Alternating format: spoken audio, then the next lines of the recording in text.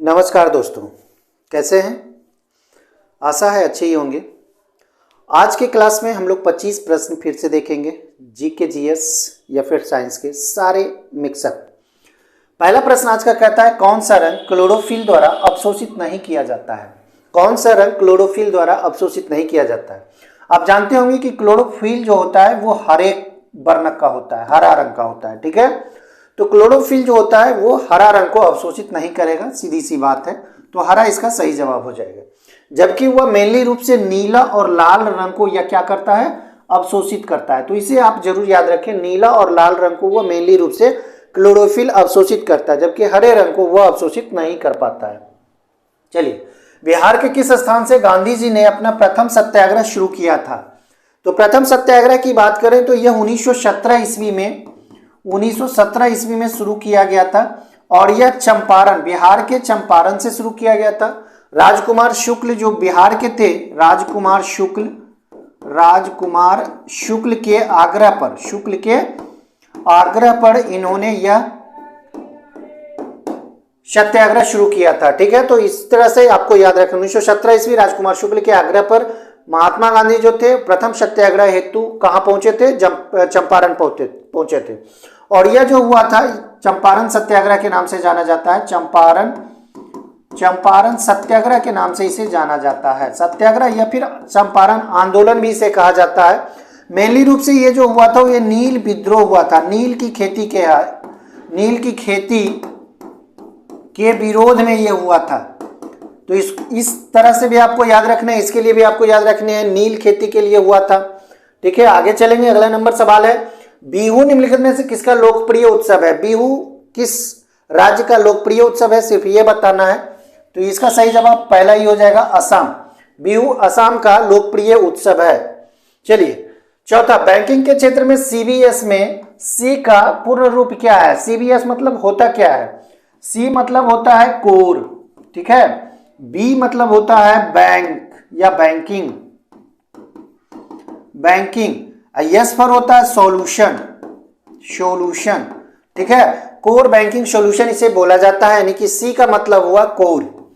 तो एक एक चीजों को आपको समझने हैं। सीबीएस मतलब कोर बैंकिंग सॉल्यूशन, जिसमें सी का मतलब हुआ कोर। राजस्थान स्थित जावर की जो खान है किस खनिज के लिए प्रसिद्ध है? जस्ता। ये तो आप जानते होंगे, राजस्थान का जो जावर खान है इसमें जस्ता का निष्कासन अधिक रूप से होता है। भारत में पहली बार सफेद बाघ कहाँ देखा गया था? तो सफेद बाघ सबसे पहले रीवा में देखा गया था, रेवा में, जो कि मध्य प्रदेश में है। कहाँ है? मध्य प्रदेश में है। रीवा के जो राजा थे, रीवा के राजा सबसे पहले देखे थे। ठीक है, कौन देखे थे? रीवा के जो राजा थे वे सबसे पहले सफेद बाघ को देखे थे और इसे पालतू भी बनाया था। अगला देखिए, सातवां कहता है, रिहंद बांध किस राज्य में है? सिर्फ राज्य की अगर बात कर लें तो ये उत्तर प्रदेश में है। रिहंद बांध जो कहाँ है? उत्तर प्रदेश में है। अभी किस नदी पर है ये बताना है। तो रिहंद बांध रिहंद ही नदी पर है, रिहंद नदी है। ठीक है, और यह बनाया कहाँ गया है? सोनभद्र जिला में। सोनभद्र जिला में यह बनाया गया है। कहाँ? उत्तर प्रदेश के सोनभद्र जिला में यह बनाया गया है। रिहंद नदी पर बनाया गया है रिहंद बांध। चलिए, आठवां, सर्वप्रथम किसने स्वराज शब्द का प्रयोग किया था? स्वराज शब्द का प्रयोग सबसे पहले 1876 ईस्वी में किया गया था, 1876 ईस्वी में। और इस समय करने वाला स्वामी दयानंद सरस्वती था। हालांकि एक और पॉइंट आपको याद रखने होंगे, 1906 का जो अधिवेशन हुआ था कोलकाता में कांग्रेस का अधिवेशन हुआ था। कांग्रेस का अधिवेशन हुआ था। ठीक है, अध्यक्षता किसने किया था? अध्यक्ष की अगर बात कर लें तो अध्यक्ष कौन था इसमें? दादा भाई नौरोजी थे। ठीक है, तो वो भी सबसे पहले यहाँ पे स्वराज शब्द का प्रयोग किए थे। इसमें स्वराज शब्द का प्रयोग किया गया था। ठीक है, स्वराज शब्द का प्रयोग किया गया था। तो 1906 में कोलकाता का जो अधिवेशन किया गया था कांग्रेस का, इसकी अध्यक्षता दादा भाई नौरोजी के द्वारा किया गया था और इसमें स्वराज शब्द का प्रयोग किया गया था। लेकिन उससे पहले स्वामी दयानंद सरस्वती स्वराज शब्द का प्रयोग किए थे। चलिए, 9वां नंबर सवाल है, ग्रहों की गति का नियम किसने दिया था? किसने प्रतिपादित किया था? तो ऑप्शन के अनुसार आपका पहला ही हो जाएगा केपलर। ग्रहों की गति का नियम किसने दिया था? केपलर। ये स्टैटिक जीके में आता है। महात्मा गांधी ने कब हरिजन पत्रिका का प्रकाशन आरंभ किया था? तो हरिजन पत्रिका जो थी ये साप्ताहिक पत्रिका थी, साप्ताहिक पत्रिका थी, इसको याद रखना है, पत्रिका थी। ठीक है, किसके स्थान पे आई है हरिजन पत्रिका छापा गया था? तो यंग इंडिया पहले छपता था, जो कि महात्मा गांधी का था, यंग इंडिया। ठीक है, इसकी जगह पे हरिजन पत्रिका का प्रकाशन आरंभ हुआ था। ये 1933 ईस्वी में आरंभ किया गया था, क्योंकि यंग इंडिया को बंद कर दिया गया था और इसकी जगह पे हरिजन पत्रिका का प्रकाशन किया गया महात्मा गांधी के द्वारा। और यह एक साप्ताहिक पत्रिका थी जो कि 1933 से स्टार्ट हुई थी, छपना शुरू हुई थी। आगे देखेंगे 11 मार्ले मिंटो जो सुधार बिल आया था किस वर्ष में पारित किया गया था, ये बताना है। तो मार्ले मिंटो सुधार बिल जो था 1909 ईस्वी में आया था। ठीक है, ये इस परिदृश्य से भी और महत्वपूर्ण हो जाता है क्योंकि इससे ढेर सारे सवाल आते हैं। बहुत बार ये पूछा गया, मार्ले मिंटो सुधार बिल 1909 ईस्वी में आया था। इसमें पृथक निर्वाचन क्षेत्र